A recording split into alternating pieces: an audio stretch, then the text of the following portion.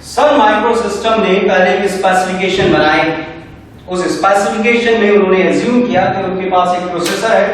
उस प्रोसेसर को उन्होंने नाम दिया JVM, जावा वर्चुअल मशीन।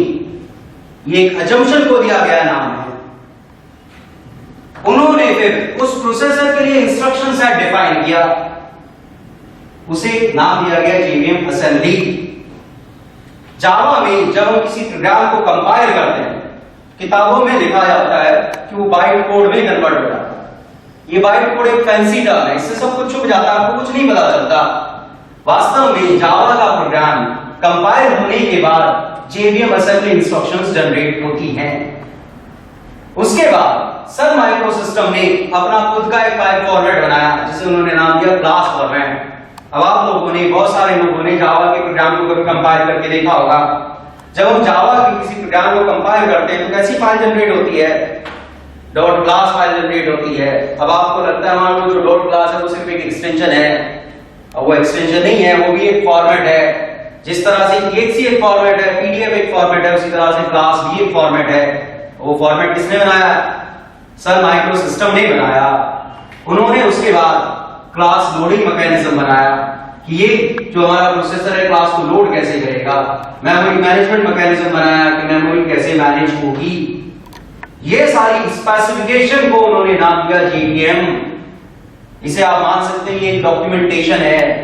जैसे आपको अगर कोई प्रोजेक्ट बनाना है, पहले आप एक डॉक्यूमेंटेशन बनाएंगे, उसमें लिखेंगे आप क्या बनाने वाले हैं, क्यों बनाने वाले हैं, कैसे बनाने वाले हैं, वो सारी चीज उसमें लिखी होगी। उसके बेस पे फिर आप कोई सॉफ्टवेयर बनाएंगे। JVM सॉफ्टवेयर नहीं है, JVM सॉफ्टवेयर की डॉक्यूमेंटेशन है। अब इस डॉक्यूमेंटेशन के बनने से कंपाइलेशन हो जाती है, लेकिन एग्जीक्यूशन नहीं होता। यहां पर देखते हैं, अगर मैं ये डॉक्यूमेंटेशन बना लेता हूं तो मेरे पास एक इंस्ट्रक्शन सेट आ जाता है, मेरे पास एक फॉर्मेट भी आ जाता है। एक इंस्ट्रक्शन सेट मेरे पास पहले से था, अब मैंने इस सारी चीज का यूज करते हुए कंपाइलर बना लिया।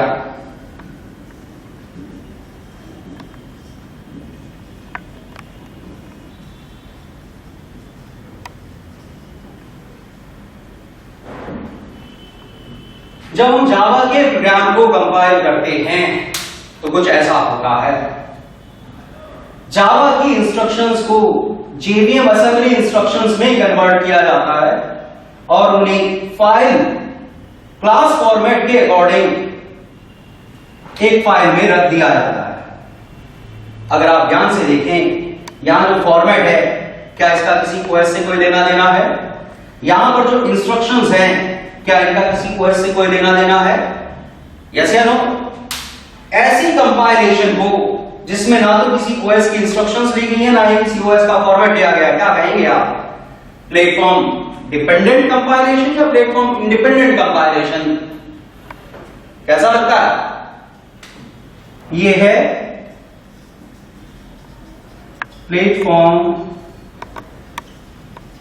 इंडिपेंडेंट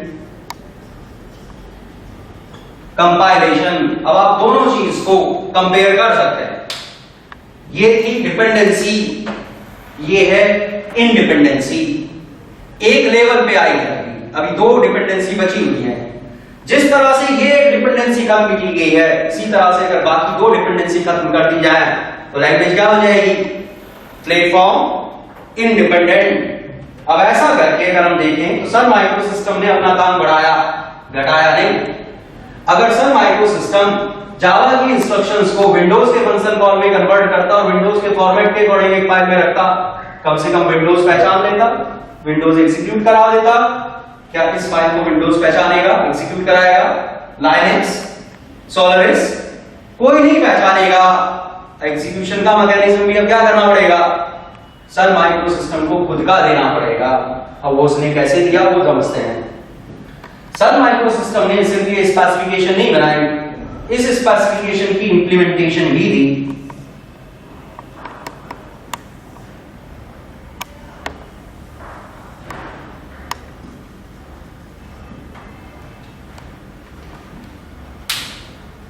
सन माइक्रो सिस्टम ने JVM को इंप्लीमेंट किया। JVM की इंप्लीमेंटेशन को नाम दिया गया है JRE। जावा में सबसे बड़ी ट्रेजेडी ये है कि जो लोग जावा पढ़ते हैं, जो लोग जावा पढ़ाते हैं, इवन जो लोग जावा में काम करते हैं, वो इन दोनों चीजों में फर्क नहीं समझते। किसी से भी अगर आप पूछें कि जावा के प्रोग्राम को कौन एग्जीक्यूट करता है, हर आदमी कहता है JVM एग्जीक्यूट करता है। अब जो चीज एग्जिस्ट नहीं करती वो आपके प्रोग्राम को कैसे एग्जीक्यूट कर सकती है? जब हम कहते हैं कि जावा के प्रोग्राम को JVM एग्जीक्यूट करता है, तो ये कुछ इस तरह से है जैसे हम कहें कि मैं मकान के नक्शे में रहता हूं। मकान के नक्शे में रहते हैं कि मकान में रहते हैं? ये मैप है, ये उसके अकॉर्डिंग बनाया गया मकान है। एक मैप का यूज करके आप एक मकान बना सकते हैं कि बहुत सारे मकान बना सकते हैं? कितने भी मकान बना सकते हैं। सबका स्ट्रक्चर एक जैसा रहेगा, लेकिन सब में इंटीरियर डेकोरेशन अलग की जा सकती है, पेंट अलग किया जा सकता है। सन माइक्रो सिस्टम ने JRE बनाया। जब जावा पॉपुलर हुई तो उसने दूसरे वेंडर्स को भी लाइसेंस दिया, वो भी JRE बनाते हैं। आज की डेट में दुनिया की जितनी बड़ी सॉफ्टवेयर कंपनी है, चाहे वो माइक्रोसॉफ्ट हो, IBM हो, रेड हैट हो, सब JRE बनाते हैं। JRE बहुत अलग अलग फॉर्म में मिलता है।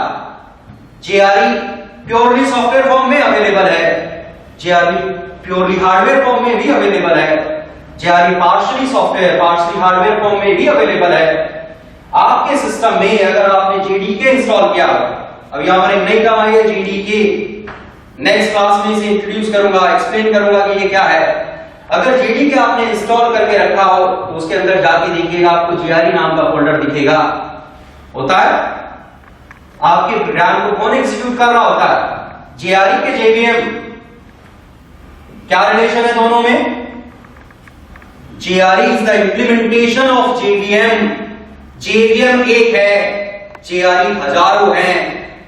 मैप एक है, मकान बहुत सारे हैं।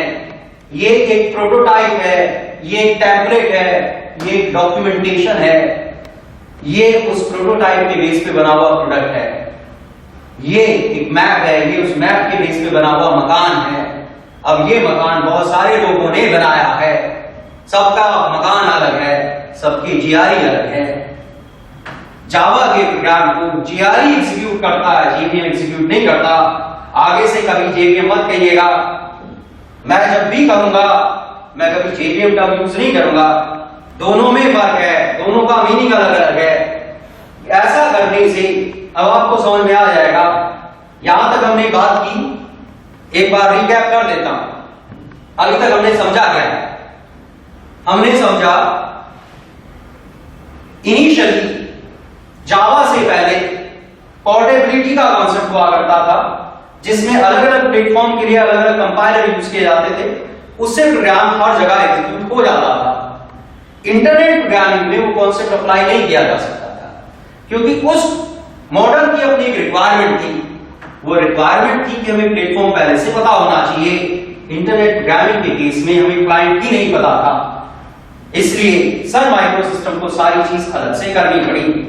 प्लेटफॉर्म इंडिपेंडेंसी का मतलब मैंने आपको बताया, एक लैंग्वेज जिसकी OS के ऊपर कोई डिपेंडेंसी ना हो। 3 डिपेंडेंसी मैंने बताया, पहली डिपेंडेंसी कंपाइलेशन की, दूसरी एग्जीक्यूशन की और तीसरी रिसोर्सेज की। अभी मैंने सिर्फ एक डिपेंडेंसी एक्सप्लेन की है।